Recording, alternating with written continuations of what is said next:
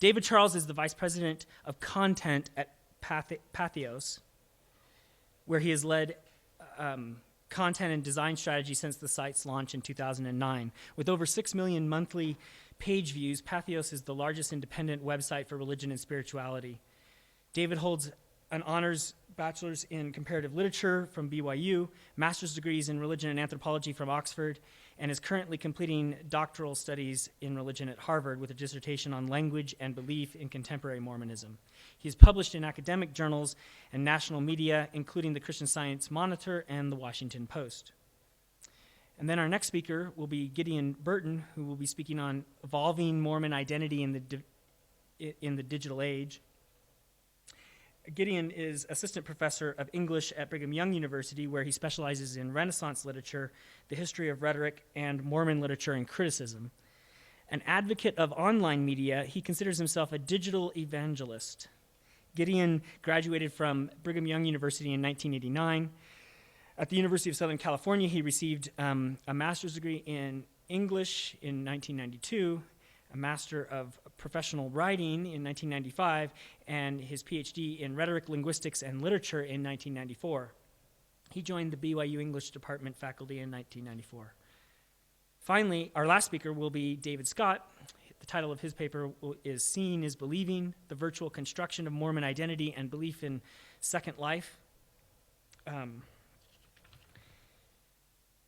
David Scott is the chair of the Department of Communications here at UVU and specializes in religion and the media. He is the co-author of Religious Community on the Internet, an analysis of Mormon websites, and of Constructing Sacred History, Multimedia Narratives and the Discourse of Museumness at Mormon Temple Square, both in the Journal of Media and Religion. So join me in welcoming our first speaker.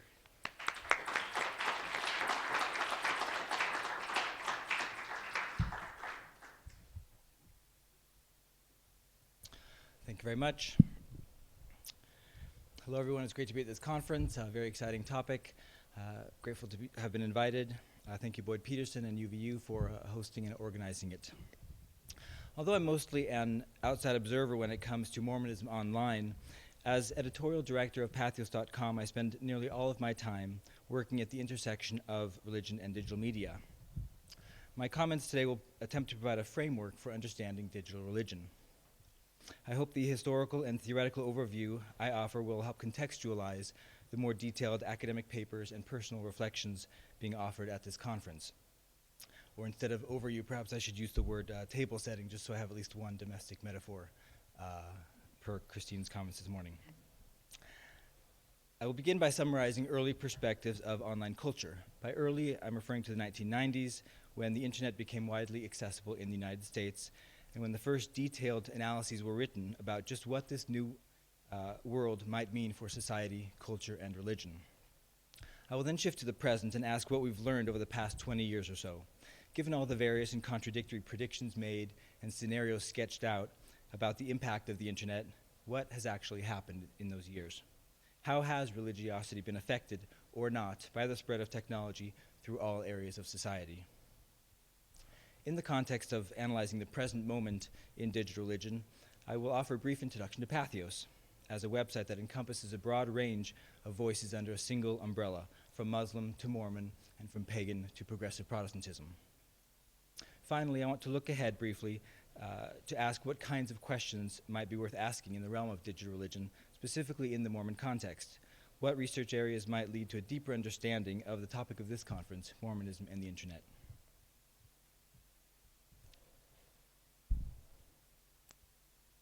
First, looking back. During the first decade or so of widespread internet use, what were the prevailing predictions and assumptions being made about this new technological medium and its likely impact on users? The general expectation was that the nature of religion, along with many other areas of life, would be completely transformed in the digital age. The results of that transformation were expressed rather starkly in either utopian or dystopian terms. The presumed flat and open and infinite nature of the World Wide Web would allow, in the former scenario, for global harmony, infinite access to information, and unlimited choice of identity. While in the latter scenario, the outcome would be a a rather gloomy dehumanization as computers gradually replaced humans in every sphere of life.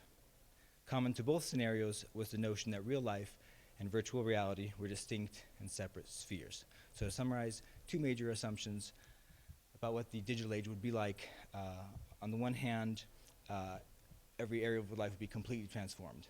The way religions were thought about, practiced, lived, etc., would no longer be the same. They would be completely transformed by means of the digital technologies. And the second major assumption was that here is real life, it's one thing, and virtual reality, life online, is completely separate, completely distinct, out there somewhere.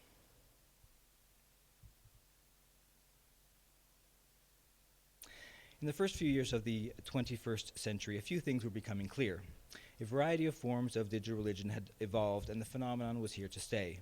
Realizing that neither the utopian nor the dystopian scenario had come to pass, scholars targeted some core areas of religious life for deeper research, areas that seemed particularly potent sites of religious meaning and activity that had been transformed or generated by technology. These core areas include, I've listed I think 4 here, ritual, identity construction, community, and authority. And it's worth thinking about, in light of today's conference, which of these have what kind of valence in the Mormon context and which ones don't.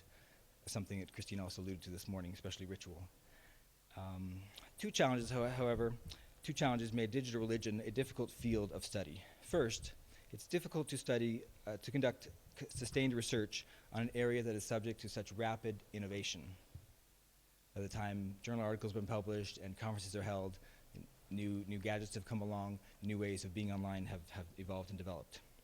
And second, scholars have struggled to find adequate conceptual language for the phenomena being studied.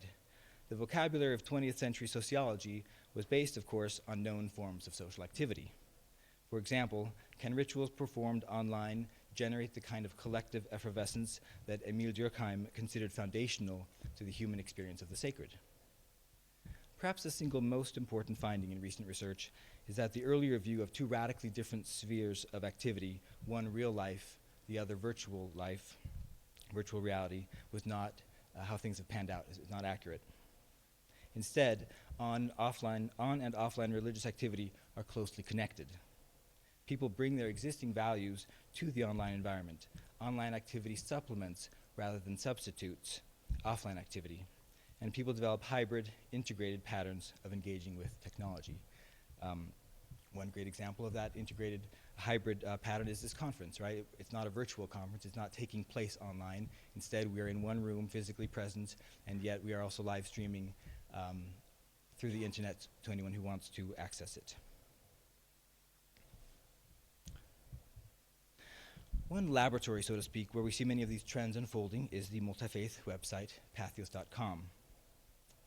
By the way, the handful of images that I'll be showing of the website reflect a massive redesign we'll be rolling out in about 2 or 3 weeks. So this is not how the site currently looks.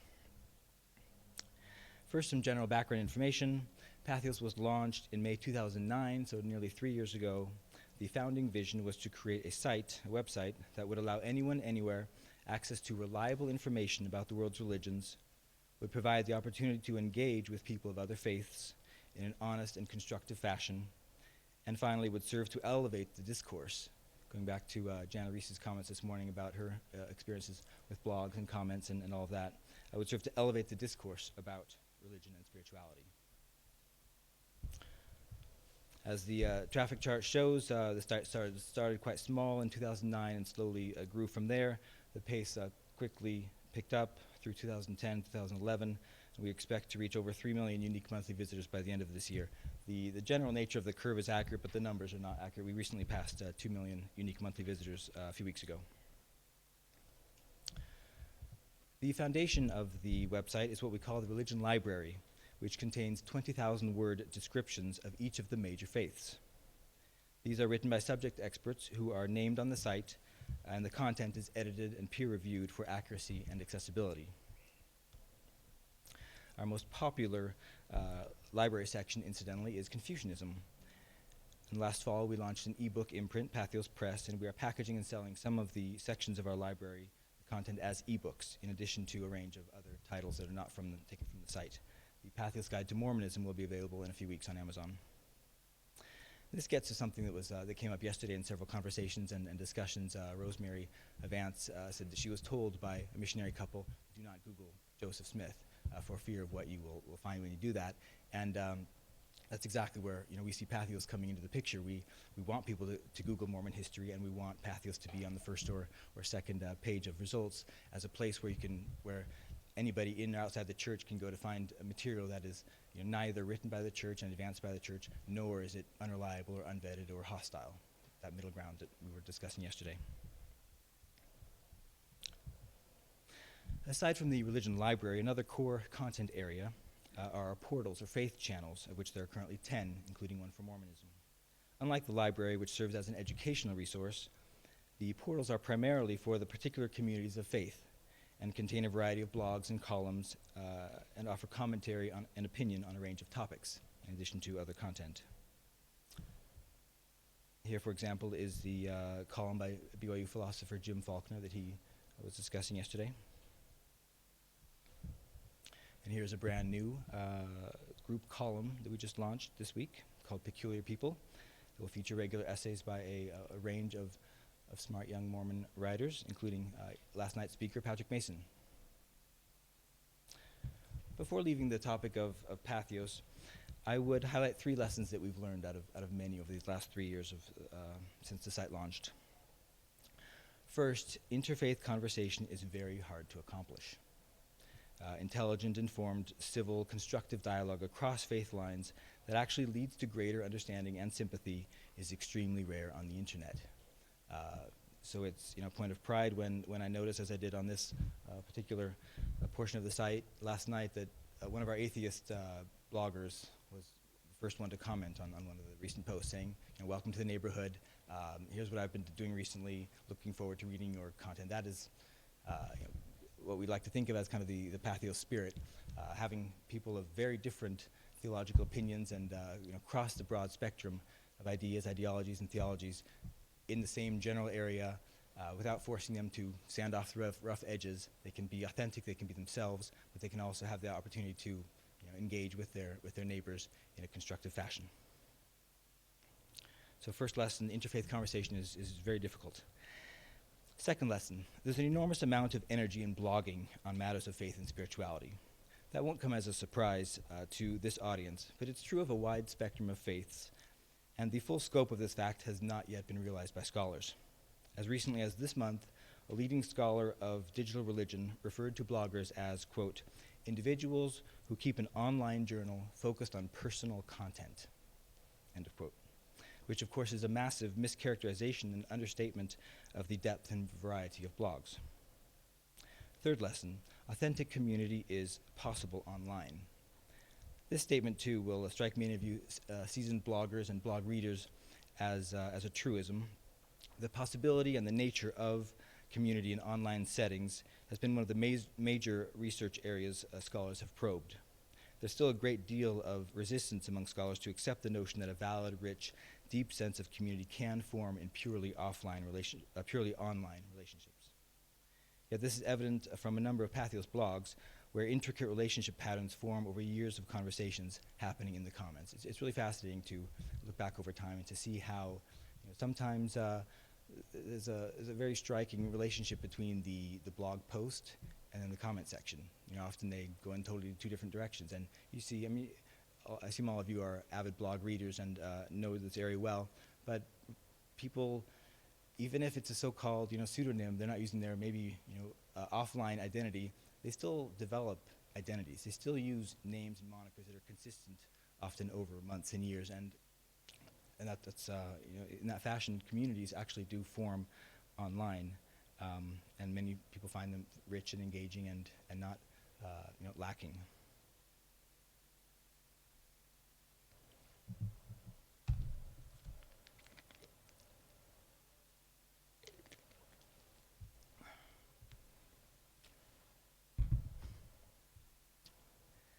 I'd like to conclude with a set of research questions that, if pursued, might deepen our understanding of digital religion in the Mormon context. Engaging with text is a deeply ingrained activity among Mormons. What is the impact of accessing texts through an electronic interface instead of traditional paper form? Much of yesterday's conversation at this conference dealt with image and identity construction, both individually and collectively. How are those impacted by new media?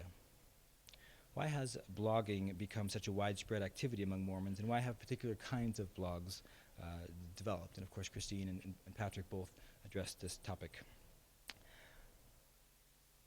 Also questions about embodiment, communal spaces, technology, and morality. As Jim Faulkner mentioned yesterday, Mormons are usually not thought of as having a codified theological system in the sense that many other traditions do. However, Mormons do have rich and deep resources and tools for theological writing and theological thinking. And I do hope that as some of these tools and resources are brought to bear on studying this very interesting phenomenon of online religion.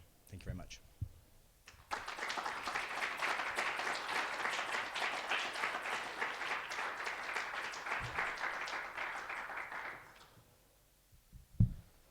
Hi, I'm Gideon Burton, and I'm going to be setting up my computer here for a second, and while I'm doing that, I thought I would fill in a couple of empty spots in that introduction that was given to me. I don't know if I have the right connector for this.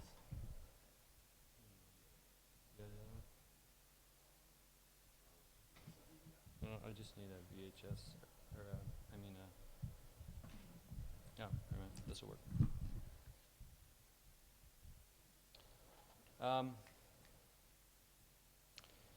I wanted to talk about identity, but maybe not approach it from the same vantage point of scholarship, or particularly from the larger issues of identity that are being brought out as Mormonism is so dominant in this public sphere right now with the whole Mormon moment. I think all of that is very important and worth studying, but through some experiences that I've had recently, I've come to recognize a different role for identity as it relates generally to digital culture and specifically to the Mormon faith. Maybe this will come up. Maybe not.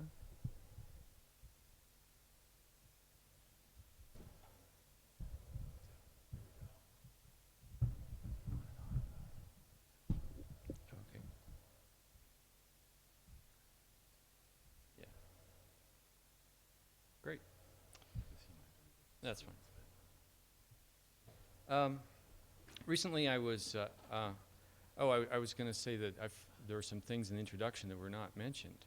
And so I know this will sound a little bit random to you, but yesterday I had a kind of sense of accomplishment because due to a problem my wife would be very embarrassed for me to reveal in a public setting, I killed 11 mice in my house. 11. Please do not tell my wife.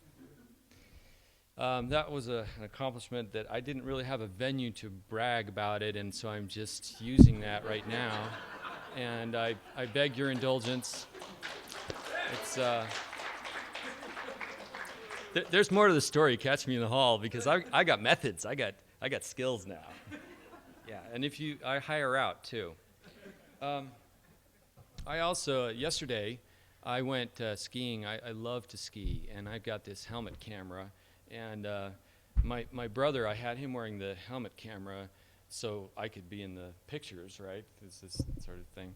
And he managed to catch a picture of me during this minor avalanche as my skis came loose and I'm kind of tumbling, and that will be up on YouTube before long. Okay, so what am I doing here? Part of it is the shift in our whole focus on identity really is moving more towards the personal and the power of the personal. We've seen this obviously on the level of church public relations because the church has now changed its kind of corporate public relations model to let's make the members the face of the church with their whole I'm a Mormon campaign, and I assume all of you are familiar with that. That is something that's really fascinating, and I don't know how many of you have spent much time looking at the profiles that are up on Mormon.org. Have any of you done that before? Just kind of profile stalking on Mormon.org? Nah? Well, listen, I recommend this because if you thought you know who Mormons were before, you will have a different idea after you do this. And this is largely part of my point that I want to make, is that the huge evolution of identity isn't merely a matter of, Mormons are learning how to market themselves online or to proselyte online, or the church is learning how to conduct public relations in new media modes. That's all true. But where I see the real evolution happening is that our whole understanding of identity is being complicated and challenged, and so the internet becomes a space in which to explore issues of identity that are not, of course, restricted just to one's religious identity, but that certainly is at the heart of it, particularly for active church members. Now, I have some more examples to give you, and they're of a personal nature. This is my wife's blog. She's got a picture of our missionary son up there. This is a picture of my granddaughter in the womb of my daughter-in-law. There's a picture of my wife. I'm going to get in trouble. I just know this, but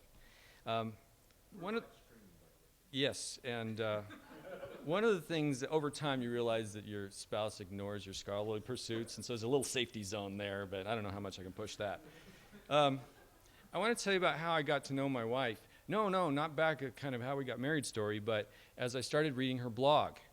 I had this first image back here of this book called Tell Me Who I Am, which I think is really interesting. It's a bunch of LDS bloggers have now put together, mostly a compilation of blog posts, and have recently self-published this, and it was at a bloggers conference a couple of weeks ago where they launched it. And I think it's a very apt title because I don't think everybody really knows. I mean, it's kind of strange the way that we are introducing ourselves to one another, and with all of the ways that you can have different avatars of the self online, all your different profiles and so on. It's like, who am I now, right? It really, I'm sure some psychologist has been studying the way that the internet has fragmented our consciousness in all kinds of ways. Well, my wife started keeping a blog, and she started to put up these little miniature essays on there. And then she's a singer, and she started to produce songs using a karaoke track and then singing, and then she would post them online and started doing this really regularly. Now she's got like 65 different songs that she's put up on her blog. And I am fascinated by this woman. I read about her, and I see her thinking, and I live with her, and we have a good relationship. We talk all the time. But when I see who she is as she presents herself on her blog, I'm thinking, well, first of all, she's a lot more interesting than I even thought, and I thought a lot of her before. But man, she's got really good talents with the singing thing, and she's a really good little micro essayist, and I'm really proud of her and happy to brag about that. But she's a different creature here than I know her in everyday life. Of course, these kinds of identity issues can have there's a dark side too, right? I mean, there are people have secret identities or second identities, or they, on the internet, no one knows you're a Mormon or whatever you want to be or not be. You can pretend. We know all about that. So as people start to present themselves, they start having to think about identity in ways they haven't before. Have you created a profile picture for your Facebook profile or for some other social profile, and you've had to kind of think through, is this how I want to present myself? Is this who I am, right? And the church, in providing this platform, also is inviting members to think of themselves in certain ways, obviously as believers, and they give them a way to express their beliefs in public ways. If you, let's see, I wanted to also refer to a blog that, well, there's a little backstory here, but it's a very funny story about someone that shot a grouse and it continued to fly, and it's a really funny story if you read the whole story, and I'm killing the joke there, but this is the blog of a former missionary, recently returned home. For the last couple of years, I've been associated with a pilot mission at the Missionary Training Center for disabled or injured missionaries who then proselyte full-time online. And it's been very interesting to see that for lots of reasons, as the church is really experimenting with online proselyting. And I was brought in initially as a communications consultant because I teach new media, and there are a lot of things to think through in terms of these missionaries primarily take the incoming chats at Mormon.org, and those chats are very curious about. First of all, you get tens of thousands a month of these chats coming in, and many people are well, they have all kinds of reasons for coming there, and certainly. It takes a lot of effort in order how to channel those appropriately and screen them and so on. The biggest challenge is well, there are several challenges. There's a lot of troll traffic, and that's a problem. But you also have how do you divide people between those that are just kind of coming for information, like they might come to a Wikipedia article, and those who have a spiritual interest and may actually be considering the faith. And of course, there's an in-between zone there as well, which is weird. And as we experimented with different communications techniques, we discovered that the absolute best way to filter people for motive, which is what you really need to do and to properly channel them where they need to go, was for the missionary not to talk directly or initially about Mormon doctrine, but instead to talk about themselves. And so this is Seth Spencer. He was really good at that, and he would introduce himself when people came on to chat. He'd say, "Hi, I'm Seth Spencer. I'm from Colorado. I have leukemia, and I like pie." That's what he would say. And you know, this was something that was very powerful because people would relate to him differently than if they thought of him as being kind of a faceless customer service representative.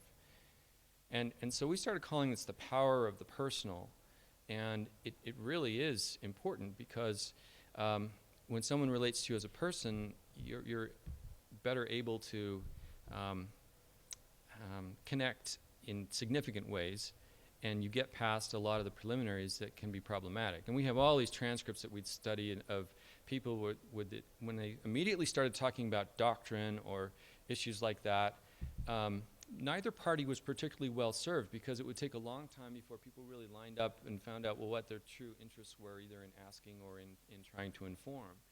And so this was able to kind of cut to the chase. And we found out that if people didn't care that Seth Spencer liked pie, that they usually had an ulterior motive that was largely about wasting the missionary's time.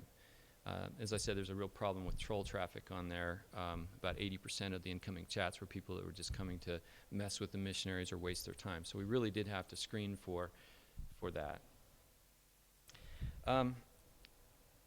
There is an effort by Mormons to self-identify as Mormons. This is just one of my students' blogs. And she's got this I'm a Mormon badge. You see these all over the place. People on Pinterest have whole boards about their Mormon identity. And this is a really different thing. It didn't used to be this way. People didn't self-identify in these public ways. Now, obviously, this is partly due to a call from Mormon leaders for Mormons to join the conversation, as Russell Ballard has encouraged.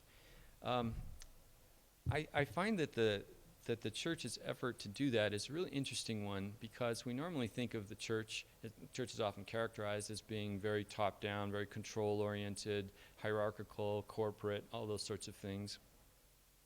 And yet the church, in trying to involve its members in social media, has been very hands-off. And I know this because when I was advising the MTC, and we had a direct line with the missionary committee through the person that's over internet proselyting, they had a real let's give time and space for things to play with them, and let's not try to micromanage things too much. And this came out last general conference when Elder Bednar gave a talk about family history and encouraging youth, and even saying this kind of prophetic way that youth were brought up, your thumbs were trained to tweet so that you could turn them to good account, and especially to family history work in the church. And I find this paragraph very telling, Parents and leaders, please help your children and youth to learn about and experience the spirit of Elijah, but do not overly program this endeavor or provide too much detailed information or training. Invite young people to explore, to experiment, and to learn for themselves. And Elder Bednar has recently published a book that really cements that same theme. He's very much about self-directed learning and ties it in with gospel principles. But I think that the net result of this is that you end up getting a lot of messiness. I mean, one of the things that I found myself having to do was to send a lot of letters to the church saying, okay, you have these pilot, not the missionaries that we were working with, there are some other pilot missionaries who were blogging and using Facebook. And I would write letters in all the time and say, you might want to take a look at what Elder so-and-so is doing in the New York Rochester mission because, it's kind of embarrassing, whether it was misspellings or what have you. And I felt like there needed to be a little bit more oversight. And it was such an awkward position for me to be in, to be advising a more conservative approach to media, because I'm always trying to take a more liberal approach, but I'm begging the church to have a little bit more oversight here. But I find that to be refreshing and important, that they recognize that there's a lot that has to be experimented with. And part of that is learning how to present who you are. Now, we found with the missionaries, and if I found that I should really, there were some better examples of some of these blog posts. When the missionaries were creating blogs, and they were always seeming to try to imitate church public relations, and they would use church media and tell little spiritual anecdotes, and it was all very heartwarming. I don't mean to malign that. These were sincere efforts for them to preach their beliefs. But they were really boring and not interesting at all, and better told at the church's official sites. And so we advised them to, quit importing the church's message and media, and instead talk about yourselves, and you can work in the gospel aspect as you talk about yourself. And once again, the power of the personal, this became far more effective, far more interesting for them to blog about. They kind of felt enfranchised then, that they could really say what they thought. And sometimes there were some rough edges to that, and they certainly tried to be on message, but their speech was not correlated in any way, and so it was a mixed bag. And I think that's what we're going to be finding for some time to come, is people have very, very mixed ideas of how to present themselves, and there are going to be some mistakes. Let's see. I don't have time to show you everything that I had prepped and ready to show you.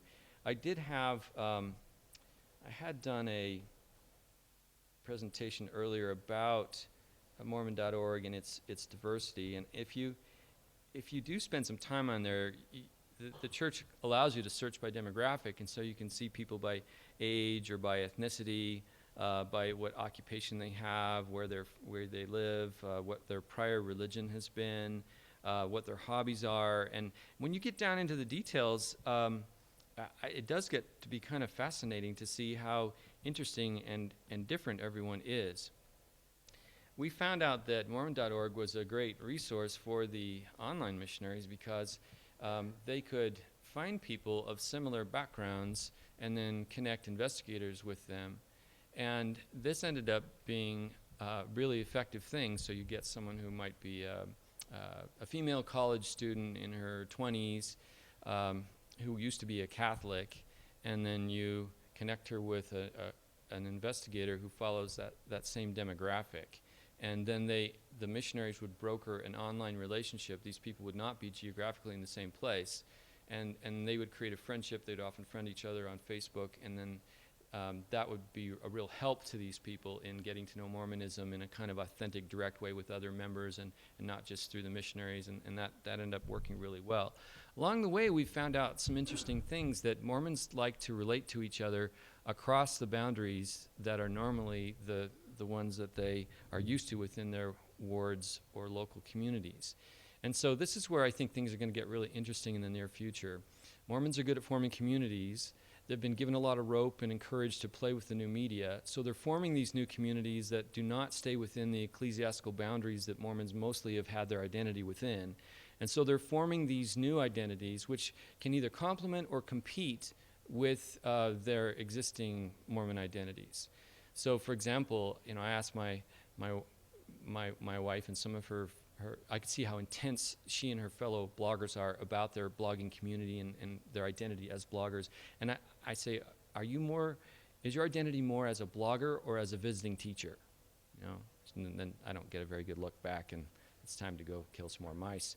But you see what I mean? There are ways in which the intensity of identity and the call to identity online is inviting Mormons to form relationships and communities that might become more important to them than those that are established for them within their traditional modes of worship and locally. I will just close with the thought here, and that is, I think that Mormonism is a disruptive religion in the sense that Clayton Christensen talks about disruptive innovation. You have some kind of something that's not legitimate, it's kind of off to the side, but it starts growing and it becomes very successful in certain measures, even though it's illegitimate in terms of the main players. So like the personal computer was not really considered real by all those IBM mainframers until it kind of snuck up on it, and all of a sudden it was a big player and it was a disruptive force. I think that Mormonism is like that. And so it has a kind of radical component to it because of the individualism and the encouragement the members have to explore and to play. And I know that the internet itself is a disruptive medium, and when the two of these meet, we've got a lot more experimenting to come than what we've seen so far. So that's where I'm going to conclude. Thanks.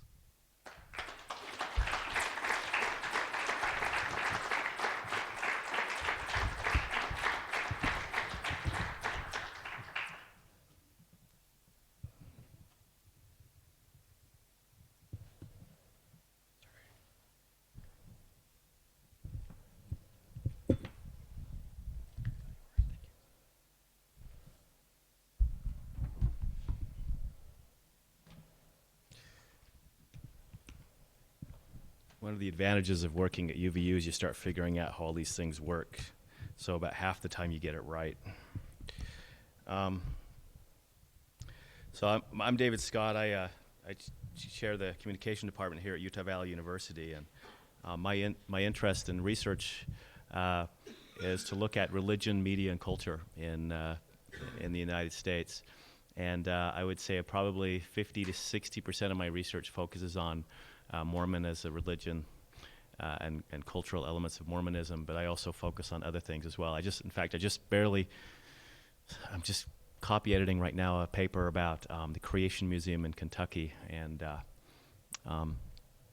which I'm really excited about because I discovered that there were dinosaurs on the ark, and I never knew that.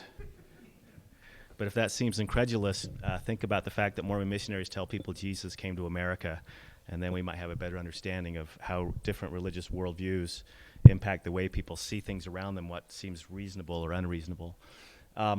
So this paper is about the virtual construction of Mormon identity in a virtual world called Second Life. So I'll just give you a very brief background about Second Life.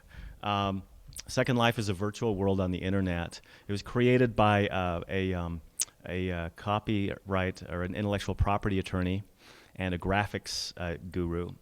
And so what this place does is it allows people to create, you basically spend a monthly fee to buy land, and on that land you can build anything you want. So you build properties, your avatar can run around and do whatever it wants. And what's happened is the Second Life has started to crisscross, and you own everything you create. So therefore you can take those things, whether it's a person or an article of clothing, and you can sell it in Second Life for virtual dollars, Linden dollars, and that money translates over to real money in the real economy. And so in Second Life, Nordstrom's, the Rack, not the Rack, the Gap, Old Navy, industry is actually placing items for sale in Second Life for people to purchase. So my interest is on religion and how religion is practiced at Second Life, particularly how Mormon identity is constructed there. And one of the things that I found in the research about the internet and religion is this idea that one of the key factors in keeping people engaged is a sense of authenticity.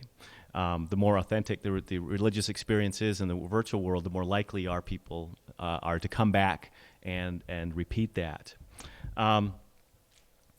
So why study Mormons? Well, people in this state might not always ask that question, but one of the primary reasons I wanted to study Mormons on Second Life was because there's a distinct theology in Mormonism that's absent in most of Christianity, that of the Book of Mormon in particular, the evangelical missionary approach, and the idea of setting temples apart as sacred sites that are distinct and separate from regular places of worship. All of these things offer kind of a rich source of information about Mormonism in general and how that might be perceived or portrayed in another world. The other thing is, of course, the unique culture, not just religious, but iconography in Mormonism. Everybody in this room is familiar with that's familiar with Mormonism, I should say, is familiar with the CTR ring, Freeburg paintings, the angel Moroni, the fact that chapels don't have crosses, and this sort of thing. And so, given that Mormonism has a unique approach to, relative to other Christian churches, to identifying itself, how do they do that in Second Life, or how is that done in Second Life? Well, in order to ask the right questions, I have to talk at least a little bit about sort of the guiding principles behind my research, and this is the part where people go to sleep usually when I talk about the literature. But I'm a social constructivist. I believe that religious identity and belief is a social construct. I believe that Peter Berger and Luckman developed this theory of social constructivism, that our worldviews are based on conversation and interactions with others, significant others most importantly, and that the way we see the world around us is a part of that. He wrote a book called The Sacred Canopy. I think it published first in 1968, where he talked about that people's religious identity, it just is also a social construct, and that the way we see the world around us and the way we envision things, our realities, are based on what he called a thin thread of conversation. It's very fragile, and it's premised on those relationships. And so that's the overarching theme in terms of what guides my research. But there are also three other areas that I looked into and found some interesting notes from. One is the power of the virtual. There's the line between virtual reality and reality really isn't as hard set as many of us think. People live both in and outside of the virtual world. We've heard about that already today, right? People create avatars that may incorporate elements of themselves or may not. People find new identities on the internet, ways to present themselves in a different way. Sometimes those identities are quite strange or different than the real person, or more realistic and less strange than the real person, as anyone who's ever dated on LDS singles might discover. That was a crack at my ex-wife.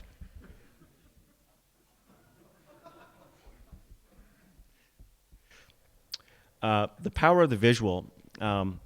David Morgan talks about sacred archetypes, this idea that religious images that we grow up with, as they're shown to us over and over again repeatedly, become archetypal. They become less and less real in terms of reflecting a historic figure, such as these representations of, the blonde-haired, blue-eyed Jesus of Nazareth, right? They're very unrealistic based on history, and yet those structures, those identities, or those visuals become archetypal over time. Everybody knows what Jesus looks like when they see a picture of Jesus versus another bearded man from the New Testament, because there's become an archetype, right? Somebody in a white attire, thin, forked beard, and so forth.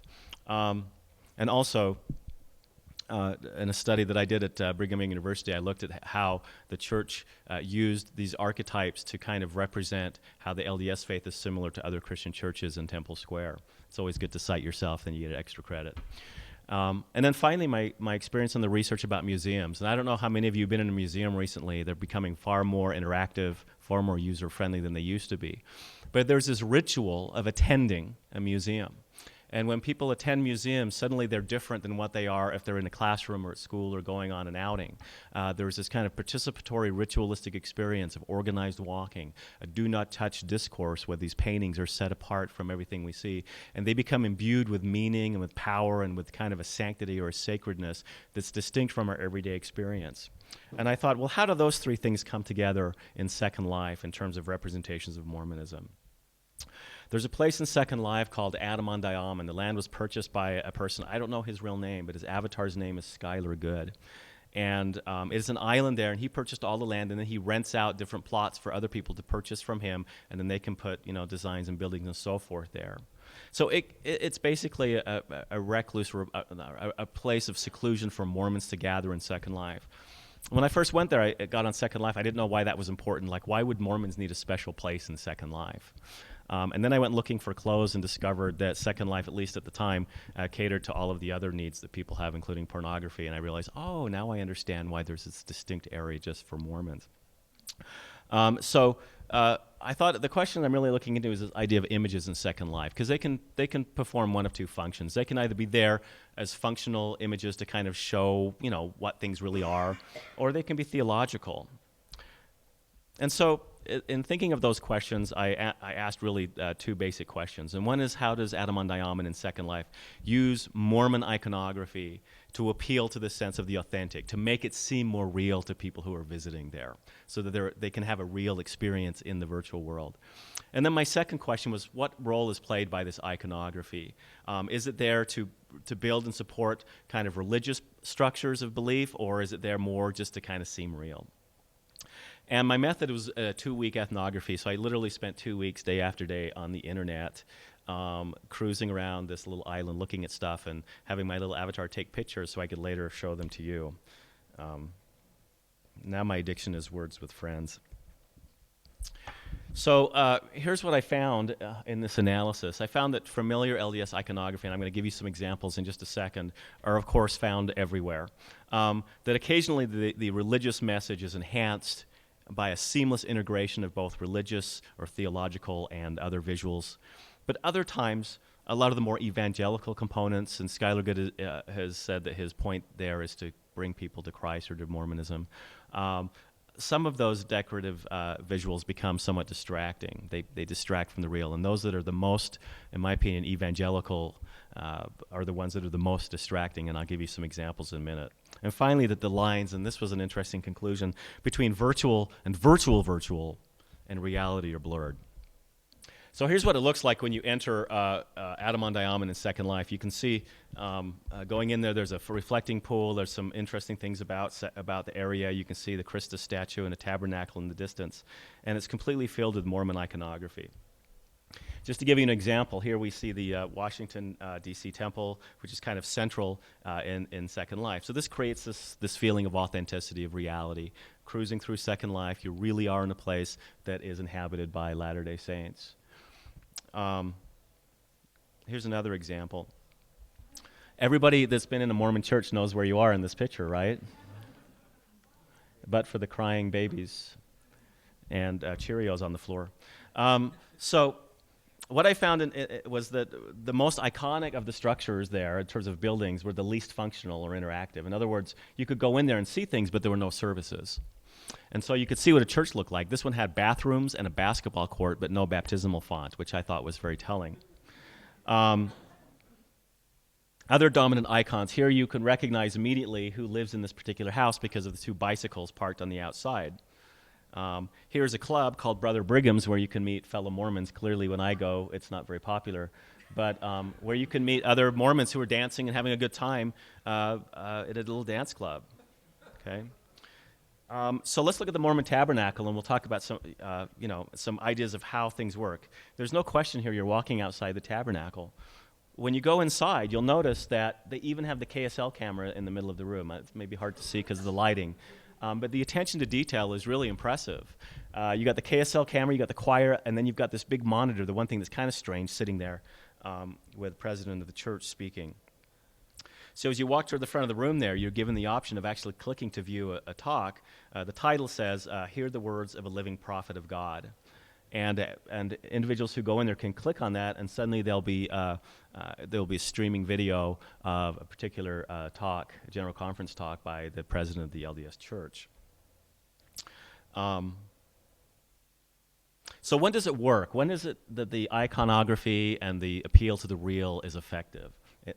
Well, I think it was most effective, again, when there didn't seem to be a huge intent on proselytizing. For example, you go into this room, and anybody familiar with Mormon theology and culture will know right away this is the Relief Society room. You have the big doily thing on the table that puts, what's that thing called? The lace tablecloth with the flowers on the table. You've got the piano, and on the blackboard there is, and it's hard to read, but it's the It's the scripture on charity from the Book of Mormon. And so what happens is these ideas, for example, here, conference, right, the reality helps kind of reinforce the message of actually experiencing being in a Mormon place, being in the church, seeing these posters and messages and so forth. But there are places where it doesn't work. And this is where, because in Second Life it's really easy to integrate visuals and interactive features, people start to go overboard and put lots of things there to make it interesting. So for example, this little square here, this individual in the dark suit there is a Mormon missionary. You can talk to him. But you'll notice, this pedestal with pictures of the apostles on it, and these pictures of Jesus just kind of randomly thrown on walls. And so it starts becoming more ambiguous and cluttered as you walk through. The chapel, again, as realistic as the chapel was. Are you guys laughing because I'm holding my head low in front of the proclamation? The chapel itself is very realistic, but then to have this gigantic display of the family of proclamation, just kind of thrown up there on the side, kind of detracts from the message of the proclamation itself, I think. If it were hanging in someone's home, it would have been more realistic. And plus, it's, larger than life. There's a wooden cabin there which has the Articles of Faith on all the walls. Again, kind of just throwing visuals and text into place just to put them there. And then one of the big places there is this little thing I call the maze, where there's a lot of clutter. You walk in the maze, and luckily, people, if they know how to do it, they can teleport or fly over things in Second Life. So if they want to escape and they're not happy with the message, can I grab that water? They can fly out. But for people who are new to Second Life, this happened to me the first 3 or 4 days. Once you get in the maze, you're kind of trapped, and you got to look at everything. So it's kind of like having those missionaries take you on a little tour of Temple Square, where you kind of feel guilty if you can't escape. I don't mean to be derogative when I say that, but I think people understand that perspective, perhaps. So you go through this maze, and there's 2 parts of the maze where one is the story of the Book of Mormon, pretty much from beginning to end. And you notice here the clutter. So he has these golden plates up with these scriptures from the Book of Mormon, or stories from the Book of Mormon, and then you have these Freeburg images kind of thrown to the side, and a ship and an anchor and all this crazy stuff thrown in there. And so the clutter of these visuals starts to detract from the sacredness of the message, right?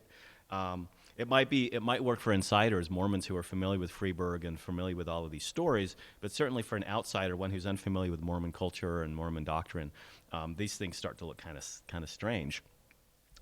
Here's another example of a text from the Book of Mormon about Captain Moroni, and again, more Freeburg paintings. Well, one of the most interesting findings about the site came to me kind of after I finished actually doing the actual research and went back and looked at the place again. One of the avatars asked why you were not allowed to go inside the Washington, D.C. temple. And again, remember, this is a fake virtual temple.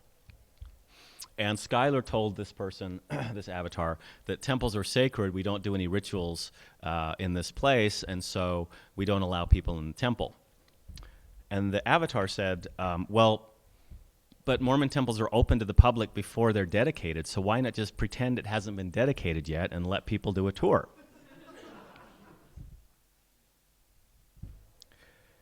And Schuyler wasn't happy with that. He felt that undid the reality, right, the accuracy of that temple, given that it's the Washington, D.C. temple. So here's what he did instead.